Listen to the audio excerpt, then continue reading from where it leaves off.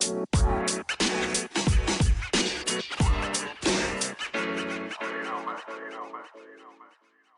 right, hey everyone, welcome into another episode of the Spoiler Alert podcast. We have a good handful of things to talk about today. So, of course, we're always going to do upcoming movies for the week.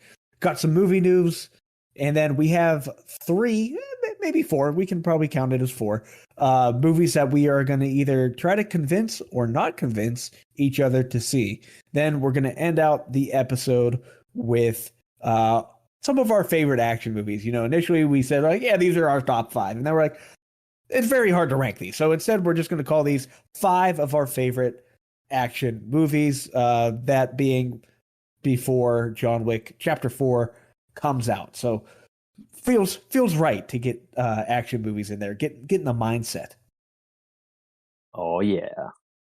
So, Ty, as always, let's start it off with some movies coming out this week. We're going to kick it off with Furies, and I'll be honest, every time I've read this, I kept saying furries, and I'm like, oh no, that's not good. I thought the exact same thing. I was like, oh shit, here we go. I don't want to see furries. Especially because, so we're from Pittsburgh, and the furry convention takes place in Pittsburgh for whatever reason. And that's a sight to behold. So bizarre. But it is a mysterious woman trains a trio of girls to take revenge on a criminal gang that abuses females. The three lady warriors risk everything to challenge this corrupt empire. So kind of fitting that theme of action movies here. And it appears to be a Netflix movie. That makes it probably a little easier to watch. The trailer has a little Netflix thing in the corner. Veronica Ngo, I never know how to pronounce last names like that, but she is the star and director.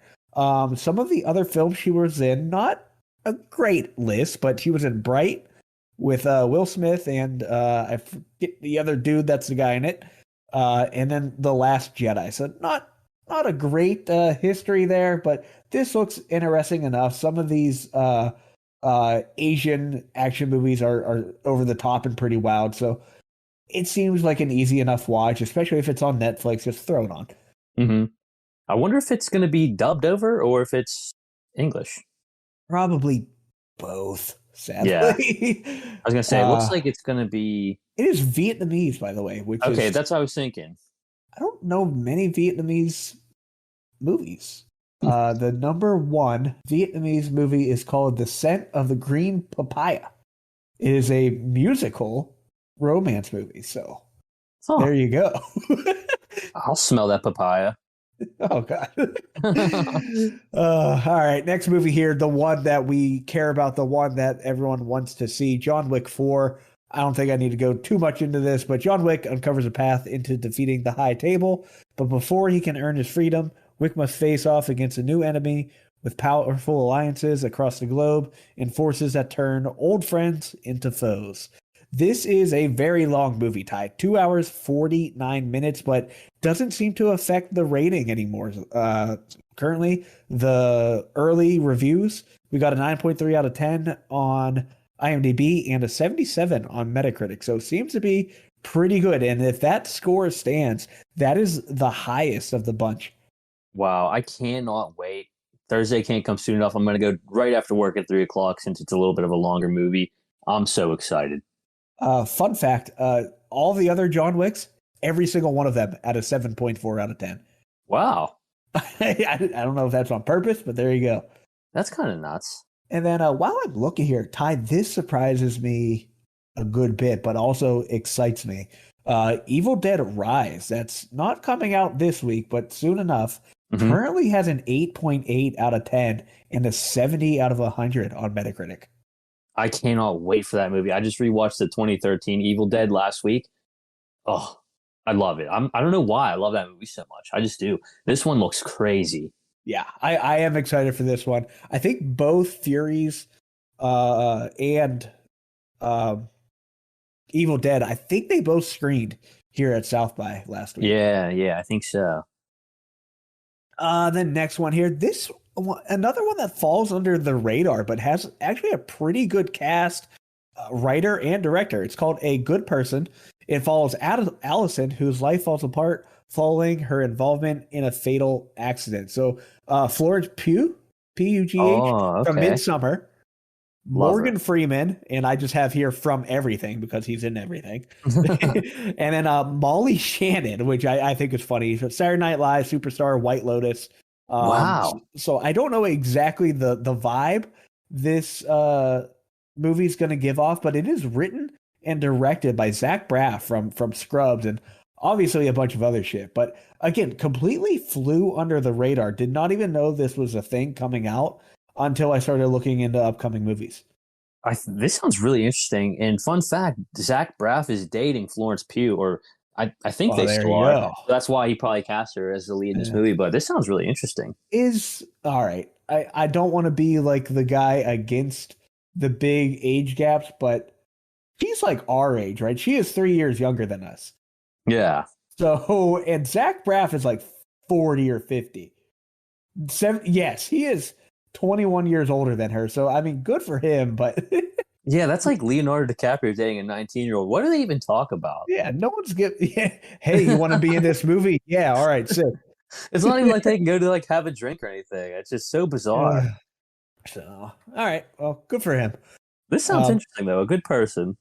And I don't know. Let's see some show times here. Yeah, I'm gonna do the It same. is playing everywhere. Oh, nice. Okay. So Maybe I'll sneak it in this weekend. Twofer.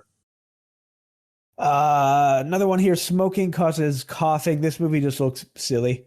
A group of vigilantes called the Tobacco Forces is falling apart. To rebuild team spirit, their leader suggests they meet for a week-long retreat before returning to save the world. So it just looks like a ridiculous movie. You know how in like elementary school, high school, middle school, we have those stupid fucking presentations like "Don't smoke," and then they make you want to smoke even more. Yeah. So that's kind of what this feels like, but they're actually crime fighters. And then the fun fact here and why it's probably so wild, it is the same guy who made that movie Rubber. Do you know that movie? Is that the movie about the killer tire? Yes, it is. Oh my gosh.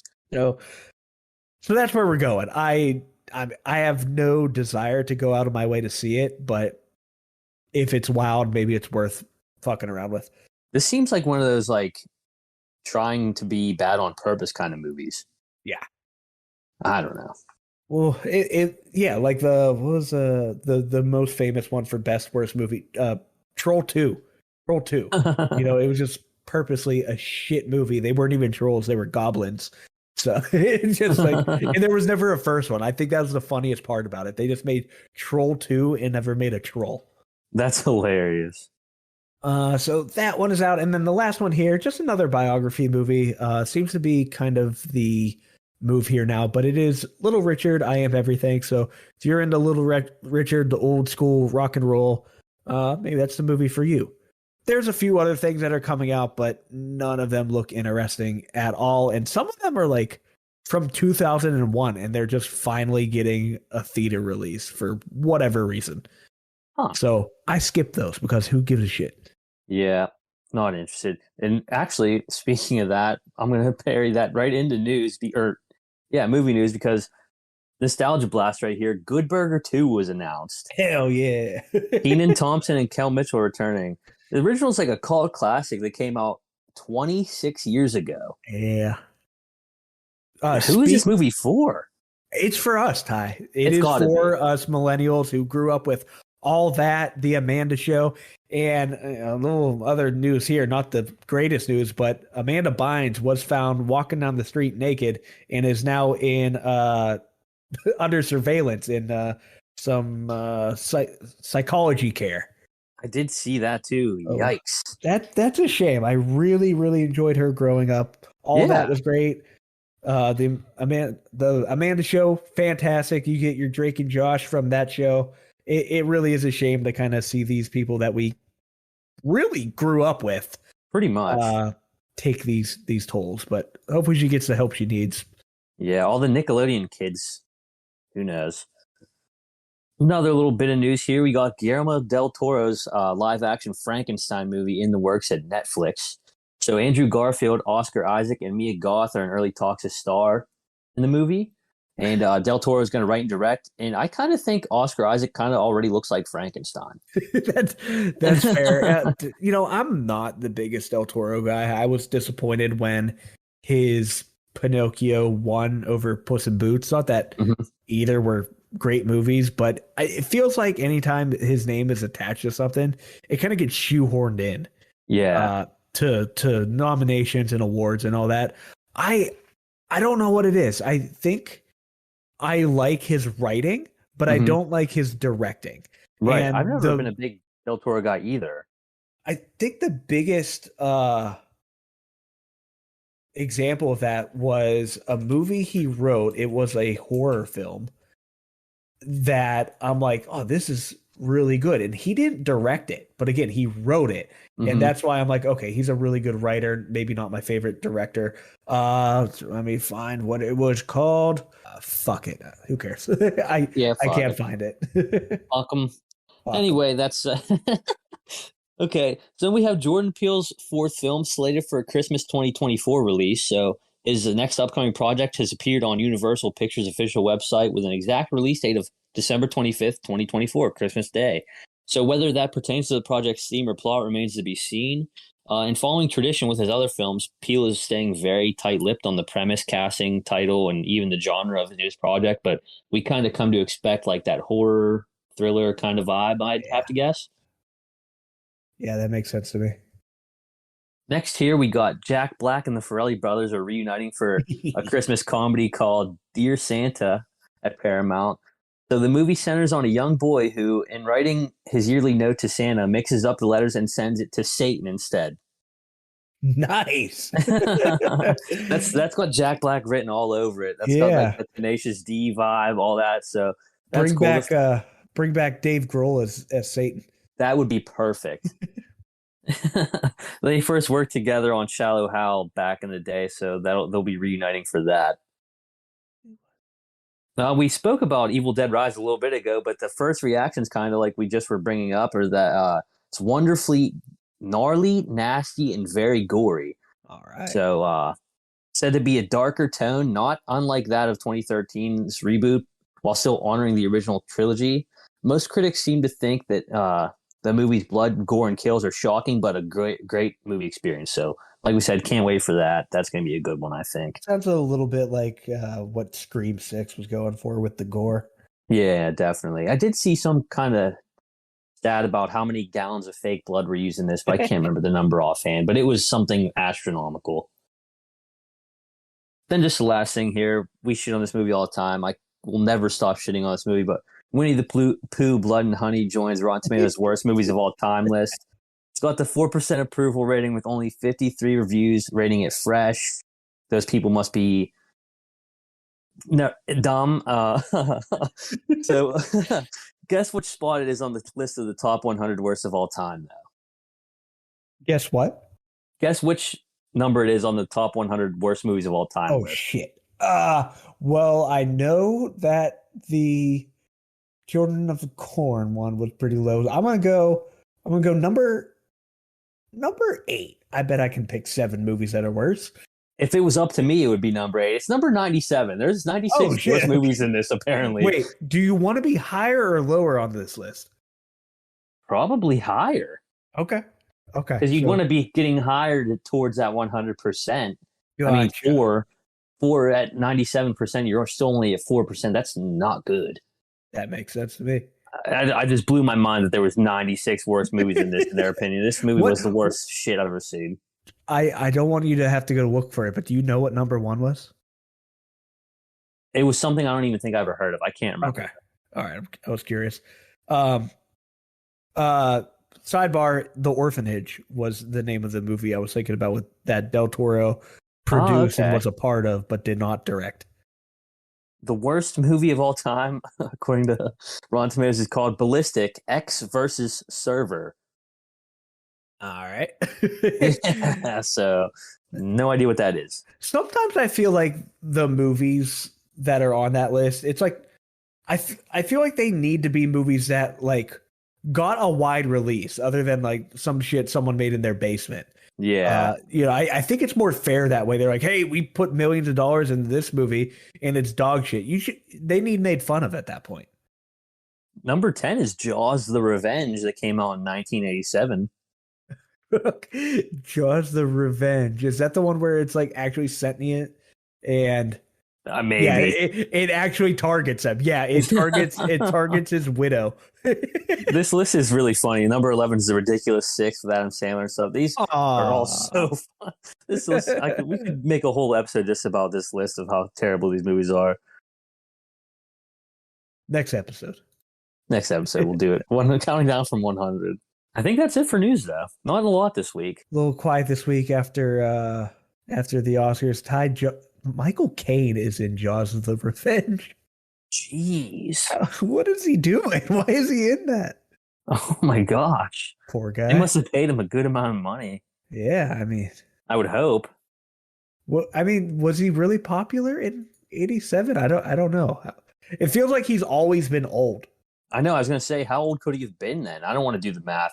Well, I'll keep getting distracted if I do the math of how old he was in '97, or '87. But He's in a lot of shit. He's in so much stuff. His acting career began in '46 as a child. What? Yeah. Oh my gosh. He's old as dirt. Jeez, oh man. So, I mean, if you start acting that long, you're gonna get some stinkers in there. It's just math. Yeah, you've got a lot of hits in there, but you're also gonna have some shit. He's 90. He is 90. Still going. Wow, good for him. All right, Ty, let's get into the convince me to see or not section of this movie. I have I'm just gonna throw the other one I had in here. I had it originally as a mini review. Mm-hmm. I'll just throw it in here to the convince me to see as All right. well. So I got 3 here for you. Let's start with the big one, probably the most popular one, and that is the one that came out last week, Shazam! Fury of the Gods. So I ended up giving this movie a 5 out of 10. And, if you've listened to a lot of these episodes, you're like, Dylan, everything you rate is a 5 or a 6. What the fuck? Give some lower ratings, give some higher ratings. And that's completely fair. I feel like maybe I should broaden things. But for the most part, if I can make my way through a movie, that's generally a 5 for me. Yeah. If I can't make my way through it, that's when I start dropping below there. That's just personally how I do things here. But for the most part, as it starts off, it's not that terrible of a movie. However, as it continues to go on, it gets a little bit worse. So, as we know, Billy Batson, he got the Shazam powers in the first movie, and then by the end of it, he made the rest of his foster family into superheroes as well. So it's kind of funny seeing them go around and fight crime as they do. What gets rough is when the main character, Billy Batson's Shazam character, he is the worst part of the movie. Like, if you took him out of the movie, it is a better movie. Like, I might bump it up a point or two. I'm not a Zachary Levi guy. I don't know what else he's in. I think he's just I think he's like goofy. Oh, he's Flynn in Tangled? Okay, I like him in that. But I don't know anything else he's really in. Maybe he's just a good voice actor. Yeah. Because he's in Family Guy, Robot Chicken. He's in some of those random things. But he just, everything he says, you cringe a little bit. Every time he pops up on the screen, he does something fucking stupid. So mini spoiler here, if you don't want to hear it, skip ahead 20 seconds. But there's a scene in the movie where there's a staff, and the staff is used to like take away their powers and shit. He comes in, he's all fast and shit, steals it, goes, ha ha, I got it. Tries to throw it to his friend Freddy, and immediately just whiffs the throw and hands it directly back to the bad person.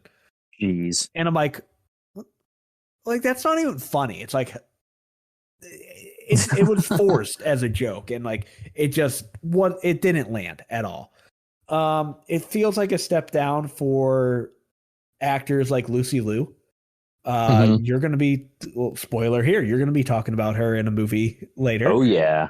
But it feels like a massive step down for her in terms of movies. She was not able to show her acting range here. And again, I get it. It's a comedy, it's a superhero movie, but at the same time, shit just does not land. Um, Freddie Freeman by Jack Dylan Grazer. He's the first thing you ever see him in is It. He was, I think he was the Jewish kid in It. Eddie. Wait. Okay. So he plays Eddie in a Freddy motherfucker. Either way, he's very good. He's silly. And his jokes are they land, unlike a lot of these other ones here. But again, if you take Zachary Levi and maybe just his entire character out of the movie, it ends up being a movie that is better. And I don't think there are many films that can say that. If you got rid of the main character, the movie's better. But this somehow ended up doing it. So obviously, Ty, this is landing on the don't see side of things. It's an easy watch. You can just pop it on. Right. The CGI isn't terrible. It's actually pretty decent. But in general, this isn't one you go to theaters to see. Wait for it to pop up on it's DC, so HBO Max is where this will end up. Okay, yeah, I was gonna say I thought you would be a little bit more harsh on it, to be honest. So 5's not too bad. So Yeah. I'm sure I'll probably try to catch it sometime. Just try to keep up with what's going on in the DC universe and all that. And just to give like the how the public seems to feel about it, it has a 6.7 out of 10.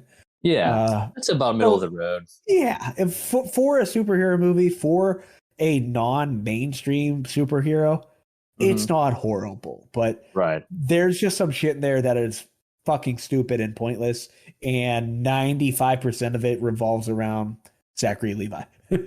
All right. Okay.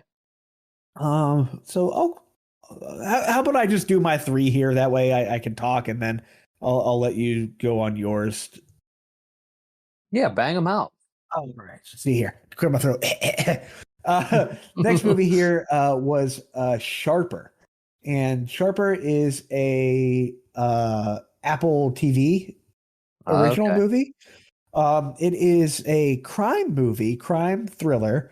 And quite honestly, at the start of the movie, I was like, did I hit the right movie? Because it does not feel like what was described to be a crime thriller. It feels more like a romance movie at the beginning. But it's a movie that goes kind of full circle. You have pretty decent acting performances by Sebastian Stan. He's probably the standout there. Justice Smith is actually pretty good as well. But in general, the movie, it's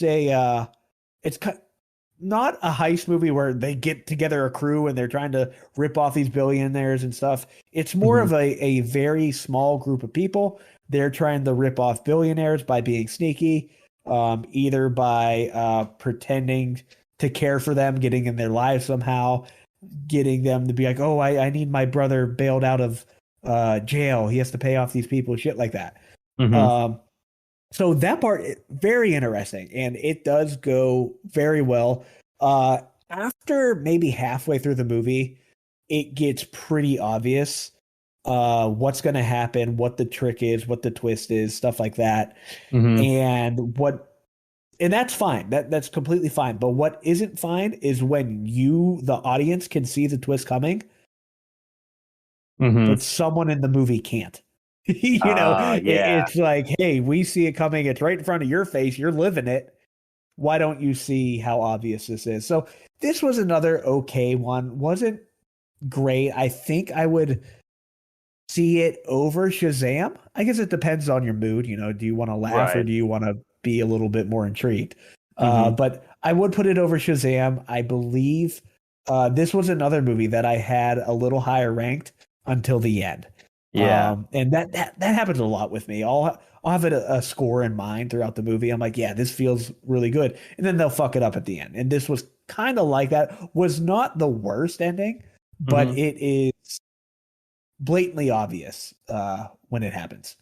Okay. Yeah, it sounds interesting enough. I like a good crime thriller like this, so I'll definitely try to check it out. I think just something that you said, just to throw on even. Yeah, it's a quick streamer. It's already out there on Apple TV. You can watch it from the couch, watch from bed. Exactly. Nice. You don't need to go to a theater. I don't even know if it is in theaters. I don't think it is. Perfect. But the last one here, and this one I'm going to give big thumbs up to. Um, it is actually an animated short, and it won Best Animated Short in the Oscars. Ah, The Boy, the Mole, the Fox, and the Horse.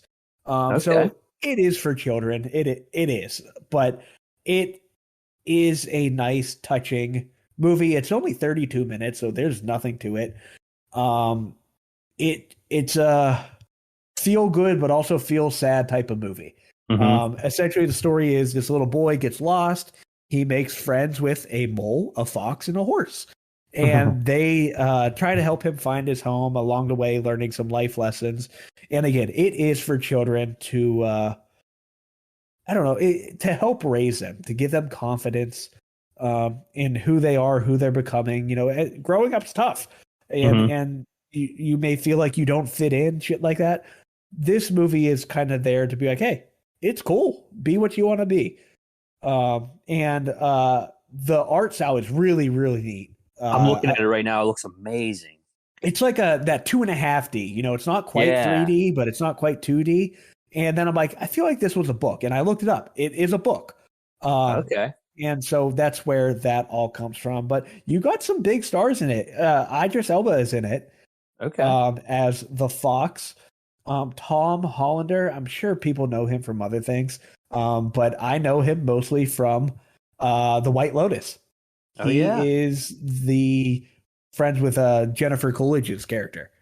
Oh, that's right. Yeah. He's in Bird Box too, right? Yes, yes, yes, yes. He's like the meme holding the old lady's eyes open. Yeah. So he's great in it as well. He plays the Mm-hmm. mole, probably my favorite character because the mole is fucking silly looking. And then Gabriel Byrne, he's from he's Keaton in the usual suspects, and he's also Okay. Steve in Hereditary. Oh, okay.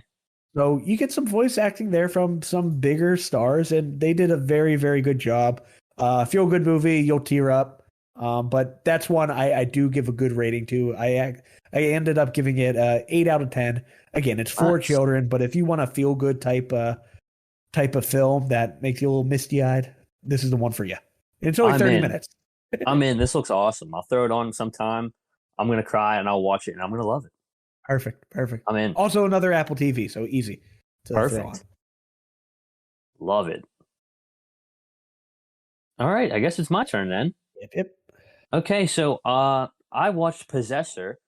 And so this is Brandon Cronenberg's movie that came out before he did the best movie, in my opinion, of the year still, Infinity Pool. So this quick synopsis here. An agent works for a secretive organization that uses brain implant technology to inhabit other people's bodies, ultimately driving them to commit assassinations for high-paying clients. So, like I said, directed by Brandon Cronenberg, and it has that same kind of Infinity Pool feel to it in a lot of spots. Some of my thoughts during the movie, I'll just rifle them off. Um, if this is what Elon Musk is going to do with Neuralink, we're all fucked. It's definitely gory. I like audibly gasped at one scene because it was gruesome. I was like, oh my god! And that's like if it's tough for a movie to get me like that, but it did. It has a lot of the same kind of editing and visual effects as Infinity Pool. So I'm assuming that's kind of gonna be his like go-to style and his signature look in his movies now with like the vibrant colors and the camera work and the headshots with a dark background. Feels like there might be some Blade Runner influence to this too, with some of the shots of people's eyes and all that. Christopher Abbott's in this, and he looked familiar, and I recognized him from the show The Sinner and the movie It Comes at Night. If you're familiar with either of those, he's pretty good in the movie. Sean Bean's in this one too, and spoiler alert, unlike I can't remember. We had a movie that he didn't die. He actually, never mind. Not going to say. I'll let you figure it Fair enough. out. There's also a woman from Letterkenny in this, and she kind of looked familiar, but that show kind of got old fast. But yeah, this movie is basically just Infinity Pool meets The Matrix and Inception, and it's a wild one. It's got a lot more going on than just like what's on the surface. It kind of makes you think a little bit, especially towards the end, and then whenever it all clicks into place, it makes a lot of sense, and I enjoyed it. So I'd probably go at about a 7 on it. I'd say Nice. it was a good time, and it's on Hulu, so you don't gotta go to the movies or anything for it. It's another one you can just throw on sometime. I think it's a good one. I think you'd probably like it. I want to see your thoughts on it. Yeah, I will give that one a go. You said it's on Hulu. I got Hulu. I'll give that a shot. Yeah, check it Um, out. when you first told me like the mix of everything going on in that movie, I'm like, what the fuck? That's a big It old is conglomeration of shit. it is wild. And like it's very like I don't know if it was low budget per se, but you can tell the visual effects were at one point it's just him wearing a very shitty mask of the lady that is trying to get into his head, and it looks wild. It's this creepy looking mask of a blonde lady. It's a cool movie. It's I, definitely different. I don't know if you feel the same way, but you said there was a gory scene that like got you. And I Yeah. feel like a lot of those lower budget type films, the gore in those movies do get to me more than like the Yeah. higher end films. I don't Yeah. know what it is. Maybe it just looks so ridiculous. I Yeah. think what the hell is that movie? Terrifier? Yeah. Terrifier. Yep, exactly. Yeah. You can tell it's over the top and low budget, but it's just disgusting. Yeah, they make it look I don't know. It's like the way it's like rubbery and bloody and gross looking. Yeah. You can tell it's just it's like practical. Practical is definitely the way to go instead of CGI if you can Yeah. pull it off. Exactly. So yeah, I would check this one out if you get a chance. Awesome. Yeah, I will do that. Cool. I like how we got it was kind of like a 2 and 2, maybe a for C and not C. Yeah. Um all of them have their ups and downs, it feels like. Right. Right. So again, it all comes down to preference. Mm-hmm. I know Sophie really liked Sharper. Okay. For me, what I have problems when I catch on too early and Mm-hmm. then it goes out according as I thought it was. That Yeah. bothers me. I want to be wrong. I want to be shocked, Yeah. and there's a few films that do that to me. Yeah. It's like Knock at the Cabin. Yes. We wanted something bigger to happen, like the twist, like the book, and it never did. So I get where you're coming from there. Sweet. So let's get into our top action movies here. And honestly, we talked about there's probably some movies that did not make the list that we're going to talk about today, but are still in our quote unquote top end. Right. There's just so many good ones to pick from, and probably action movies are the most commonly made movie. Right. That and feels a lot of movies, accurate. a lot of movies that maybe aren't even considered action probably do have action in them, and Right. you wouldn't even expect it. Like if if I wanted to like be a stickler, I'd be like, oh, Goodfellas is an action movie. There's Sure. some fighting and some killing. That would just be too easy. Or The Departed. Exactly. Those are just like instant top of the list. But I tried to keep it to pretty much action movies, and I didn't want to have my list just be all Marvel movies and all Star Wars and stuff like that. So I tried to pick a couple different things. And I don't think we're going to go in any specific order here. Yeah. For what they are, just know that we like these movies. So maybe we just shoot back and forth for what we like. And I don't know, just give some reactions. Yeah, and maybe I'll drop a TikTok about it, so look out for that. Hell yeah. So for me, I'm going to start with Warrior. And I kind of wanted to talk about this movie when Creed 3 was coming out.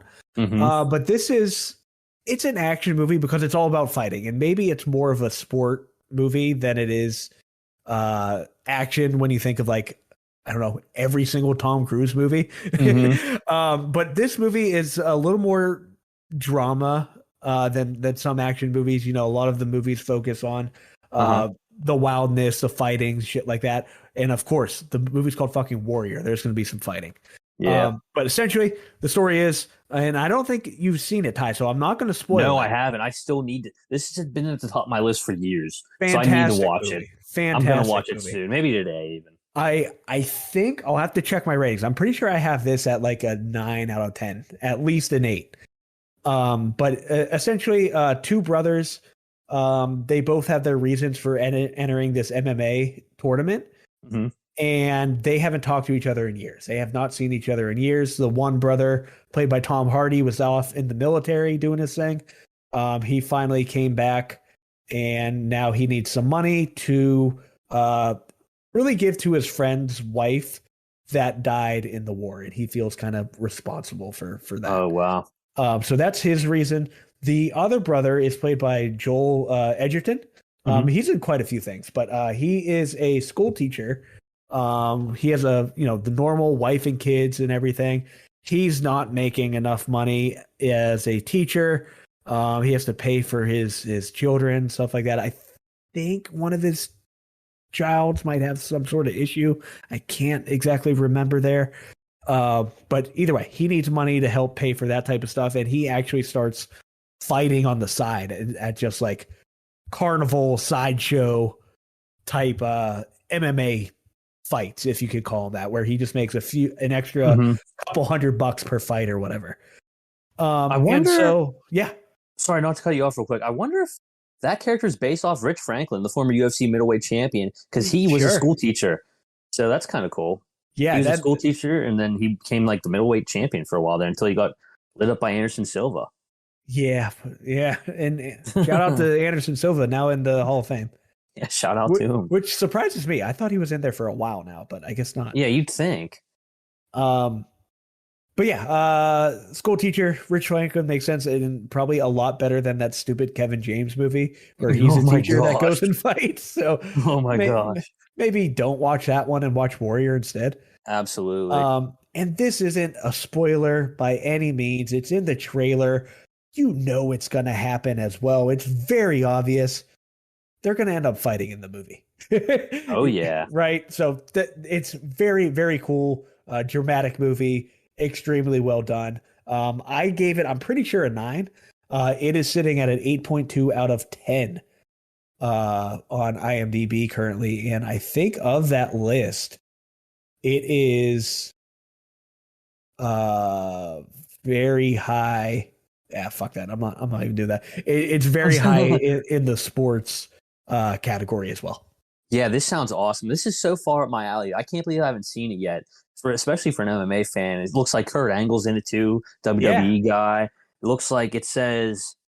Oh, also, some of it was shot in Pittsburgh, so that's kind of cool.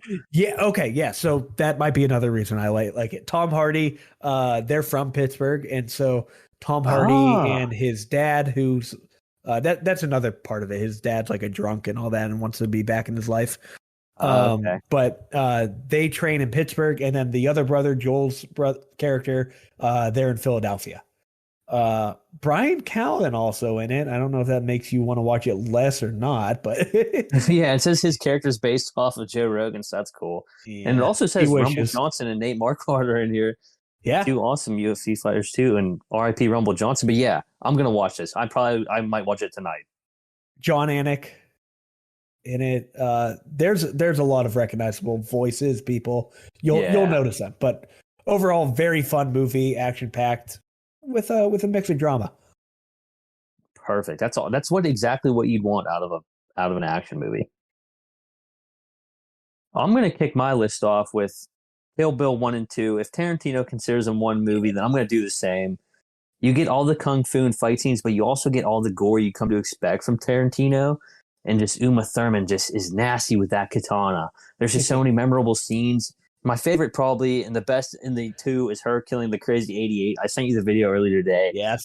That is just 10 minutes of her slicing people up, cutting off heads and limbs, blood spurting all over the place. And like the editing is crazy. It goes from black and white to color, music. It's awesome.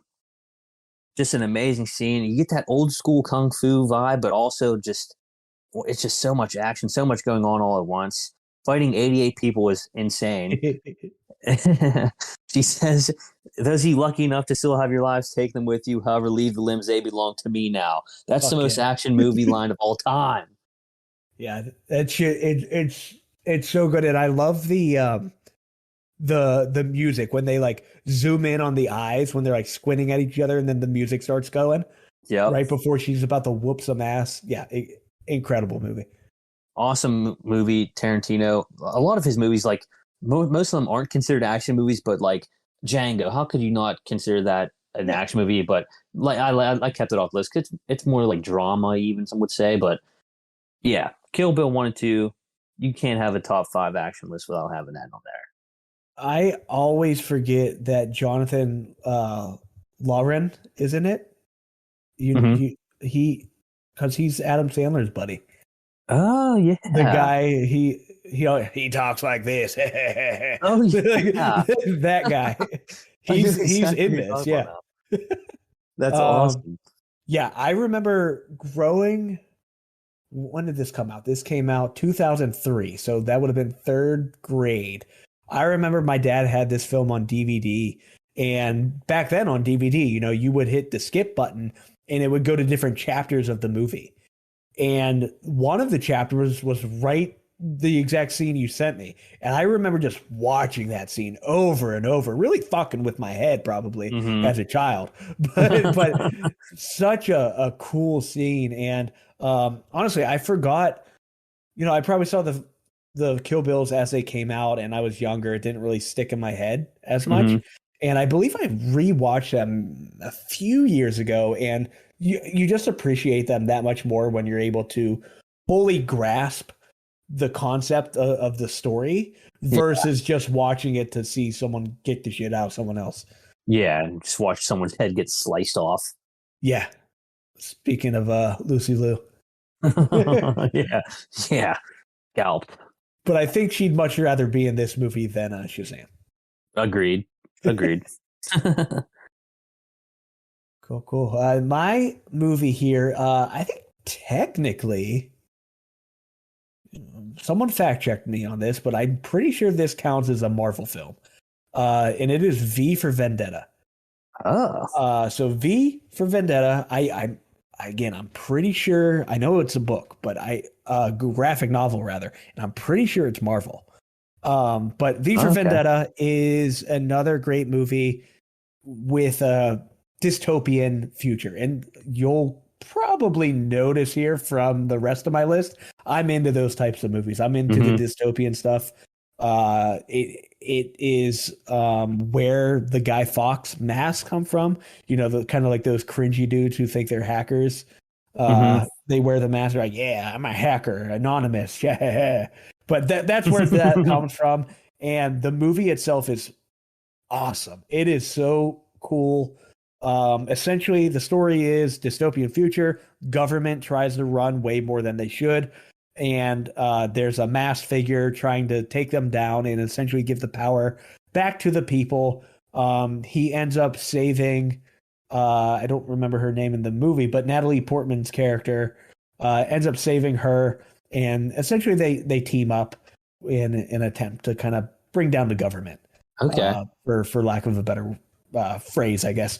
Hmm. But it is super fun. It's only about 2 hours long, and it is the Wachowski. It is the Wachowskis who are obviously known for the Matrix trilogy. Hmm. So they go off of that and they bring that action that came from the Matrix, and it hits all the right notes. There's also some history there as well because Guy Fawkes was a real person who uh, fought against the government. So that's obviously where the Guy Fawkes mask comes into play. But this, you watch this movie and you start to feel like, oh shit, this might be where we're heading. So in general, very fun movie, action packed. Again, I'm pretty sure it's a Marvel film. I'm gonna check myself on that, but that is number two on my list of my top action movies. Nice. That's actually one I haven't seen, so I'll definitely have to give that a go whenever I can. Mine here. I said I don't want to have too many of these on my list, but this one almost doesn't even feel like a superhero movie. It's Logan. Uh, so Sure. we all thought this was going to be his last appearance as Wolverine, and Hugh Jackman just really knocked it out of the fucking park with this one. Absolutely unbelievable. He playing the grizzly aging Wolverine, and we don't even get like the happy ending, the Marvel movie. It's Mhm. just all violence and grit. It's just it's just not even very fun. It's just down to earth. It's gritty. It's Wolverine getting old. It's just awesome. Cutting people to literal shreds. This is so much more different than any other time we've seen Wolverine too. He's just really just violent. And this is I'm a big Johnny Cash fan, and they play "Hurt" for the trailer of this movie, and that just gets you in a mood. Oh yeah, And absolutely. you got to give credit to Nine Inch Nails as well because it's technically their song, I but know. but Johnny I just never does knew it that for so the well. longest. I never knew that it was a Nine Inch Nails song for the longest Yeah. time. I don't really even like their version, but Johnny Cash. That's just what happens whenever he covers a song, blows it away. And they interviewed I don't know his name, but the guy from Nine Inch Nails, and he said that's Johnny's song now. Because That's awesome. people recognize it. And yeah, it gets you in that mood for like it's gonna be rough. He is gonna hurt people to save, this little girl in this movie. And I think that's a big thing I liked about this movie as well. I actually almost put this here as well, but I tried to stay away from the quote unquote superhero, but you make a good Uh-huh. point. It's not really, Yeah. it doesn't feel like a superhero movie. It's kind of like a one off. Yeah. As far as like compared to the rest of the Marvel movies, this doesn't even like compare Yeah. on a scale of like just the violence and the it's more dramatic than a lot of them too. Yeah. No comedy really at all. So yeah. Yeah. Very few laughs in there. Um, I can't say enough about that movie either. It was enjoyable the first time I saw it. You wanted it to feel like a normal X-Men movie or something like that, And Hmm. when you go into it, you're like, man, I don't feel good about this at all. But just such a fantastic movie. Really shows the grit of, do you want to call him Logan? Do you want to call him Wolverine? And Hmm. I think the whole point of the movie is he wants to be Logan. He doesn't want to be Wolverine anymore. Yeah, I can't believe And it came out 6 years ago, by the way, too. it hurts, Ty. A lot of these movies, I feel fucking old. I know, it's nuts. I'm turning 30 this year. Oh, um, oh. but this really led the way, I think, for R-rated uh, Marvel films because Absolutely. obviously Deadpool came pretty soon afterwards. Hmm. And now he's going to be in the new Deadpool. Yeah, I love how big of friends Ryan Reynolds and Hugh Jackman are. I It's know, it's hilarious. They do hilarious. it so well. Cool, cool. So I will jump in here as well. And I did look it up. V for Vendetta is DC. It is not Marvel. Okay. So, and the reason I bring that up, that's my segue into my next movie, The Dark Knight. Oh, yeah. Um, I don't know if I can say enough here about this movie. I think this is the best Batman movie, definitely Hmm. the best in the trilogy, but this is up there for me without a doubt as the number one Batman film. You get an introduction to a Joker that is so unique, but at the same time, what you expect the Joker to be. Um, why am I drawing a blank on his name? Heath Ledger. Jeez. Hmm. Heath Ledger's Joker, probably my favorite Joker. I love Mark Hamill's like Hmm. animated Joker as well, and from the games and everything. But there is something magical about Heath Ledger's Joker, Hmm. and it's even a little more entwined now that this movie somewhat led to his death. Yeah. With him not having problems sleeping and all that.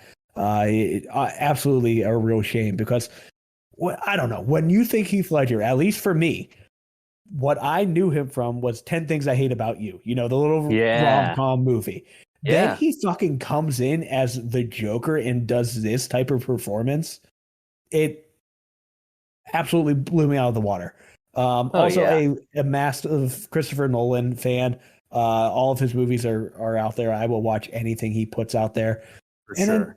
you get so many other people in here. So many of the side characters are great. Gary Oldman, Morgan Freeman, Michael Caine. Michael. There you go, Michael Caine. You redeemed yourself from Jaws.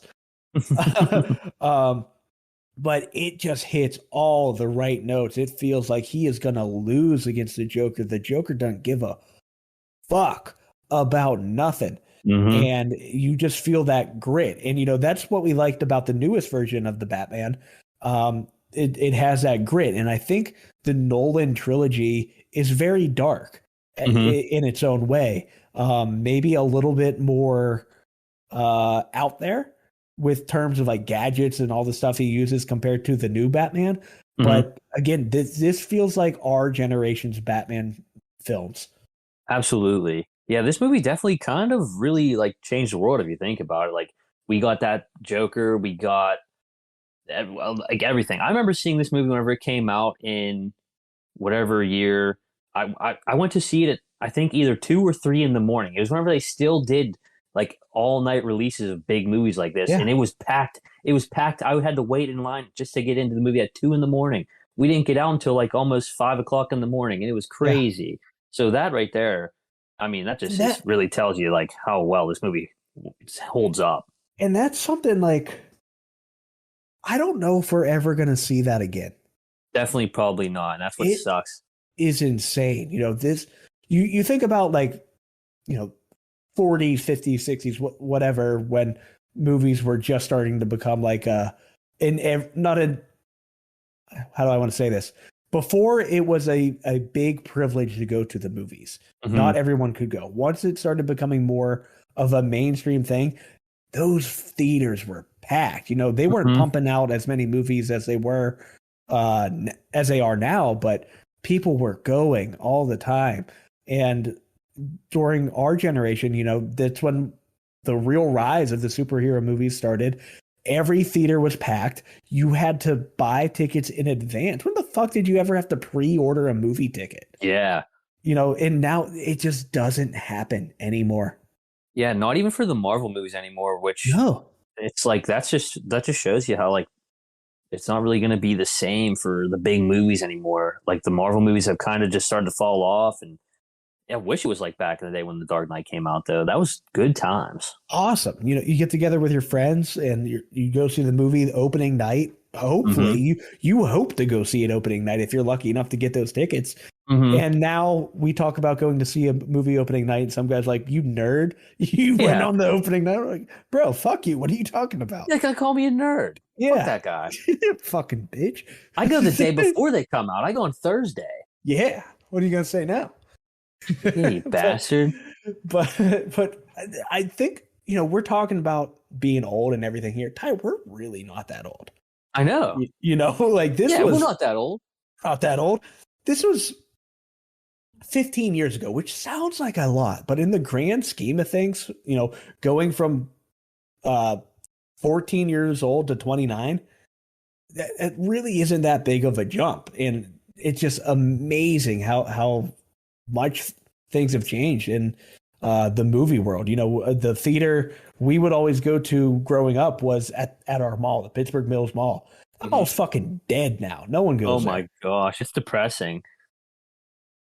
But, it should be like shut down, demolished, whatever you got to do. Get that shit out of there. I'm just going to rifle off a quick one now because we just said all we wanted to about how good superhero movies are and stuff. I had to put this one on there as a Marvel guy. It's Endgame. It is. I didn't want my list to be Marvel, but I have Endgame on here as well. I could have went with Infinity War too, but it came down to the bigger moments for me. And Endgame had the Hulk reversing the snap and then getting bombarded by Thanos' ship and Captain America wielding Mjolnir and everybody returning from the snap for the portals and the chase for the gauntlet. I love that movie. Everybody knows that. I'm a Marvel guy, but as far as action goes, pretty good action movie too. Yeah. I wouldn't call it as action packed as like a John Wick or like a Kill Bill or anything like we were just talking about, but it's like a different kind of action. It's superhero action, but yeah. And that's where I between that and Infinity War, would you say Infinity War was more typical action, with the big war scene at Wakanda and all that? Yeah, probably actually, because it was like them trying to track down each different stone, going to different places and stuff, and the big battle scenes. This one had that too, but like I said, those are almost one movie too. You could. Yeah, I think that's fair. Infinity War / Endgame, either one. Put it on the list. Like Kill Bill 1 and 2. That makes a lot of sense. Yeah. I keep cheating whenever we do these lists. I keep just having like, oh, this one and that one too. But we make the rules. Exactly. Yeah. Thank you. I'll jump into mine here, and I'll be honest. It hurt a little bit putting this on my list due to my recent events.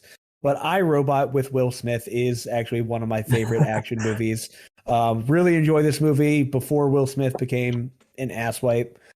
Maybe he always was. Who knows? I never met the guy. But Yeah. from what I could tell, in 2004, when the movie came out, Will Smith was the man. Oh, for This sure. movie, super interesting. Again, comes down to the dystopian future type stuff. And this isn't far off. This is in 2035. So 12 more years, Ty, and this is where we're going to be, apparently. Um, Jeez. but his character doesn't like robots. But robots, they're part of the world. They're everywhere. They're upgrading to the new form of a robot. And the guy who created these robots ends up dying in what looks like a suicide. But Will Smith's character believes it was not a suicide. He was murdered by the robot Sonny, who is played by Alan Tudyk, aka Steve the Pirate from Dodgeball, which I just watched last Nice. night. But yeah, all in all, I feel like this movie somewhat went under the radar. I know when I talk about it with people, not many people have seen it. I haven't seen it. I'm giving you a whole list of movies to watch here I this know that's what I'm episode. saying. Something Um, about these robots is very unsettling, though. I don't like the way they look. Back in the day, it, I remember thinking they were fucking creepy looking, and they still kind of are.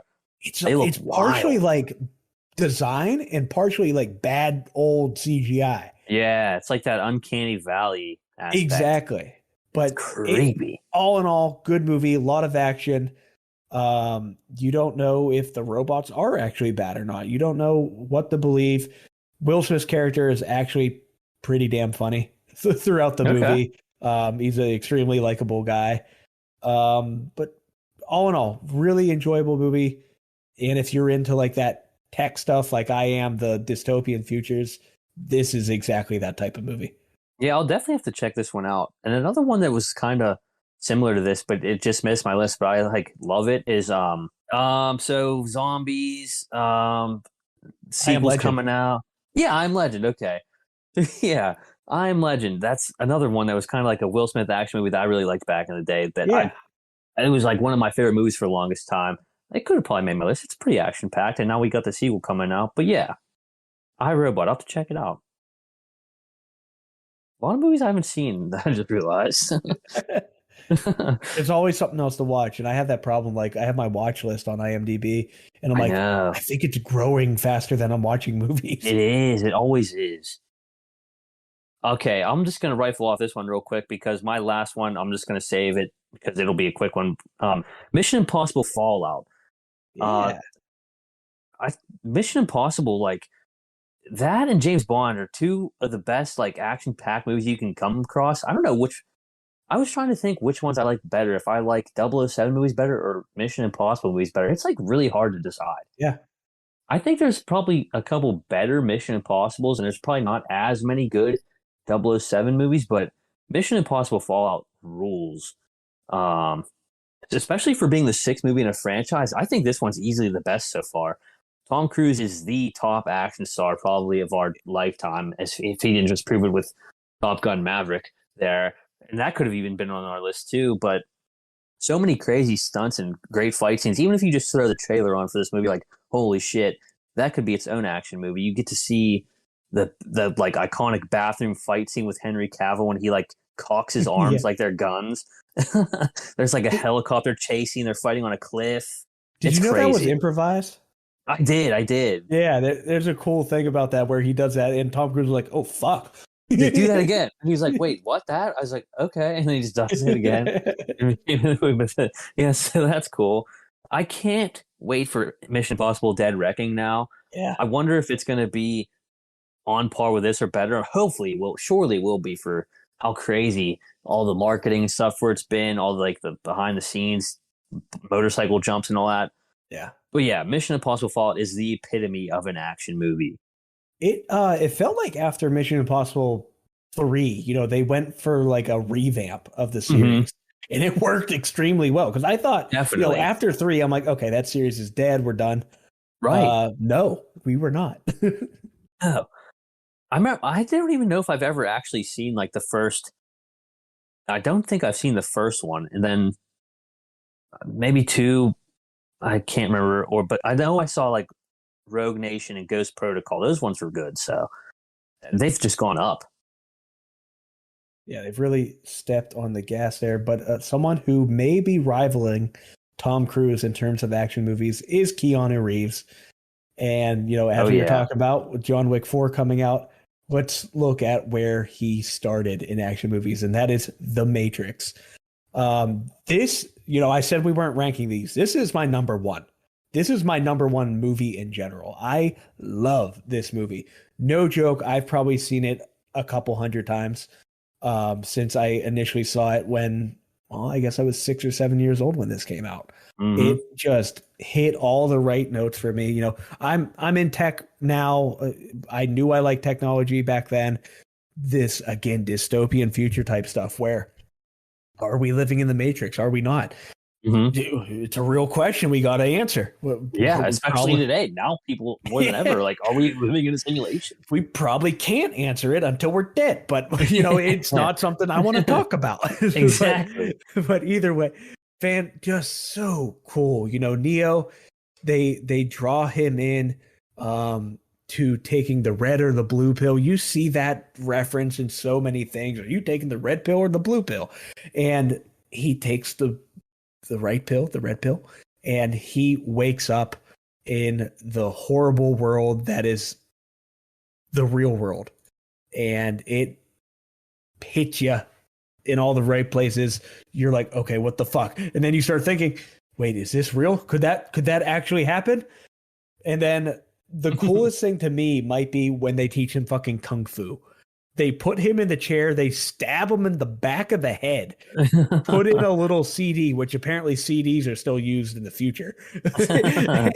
And they load kung fu into him. His eyes twitch a little bit. He gets up. I know kung fu. One of the most memorable lines from any movie.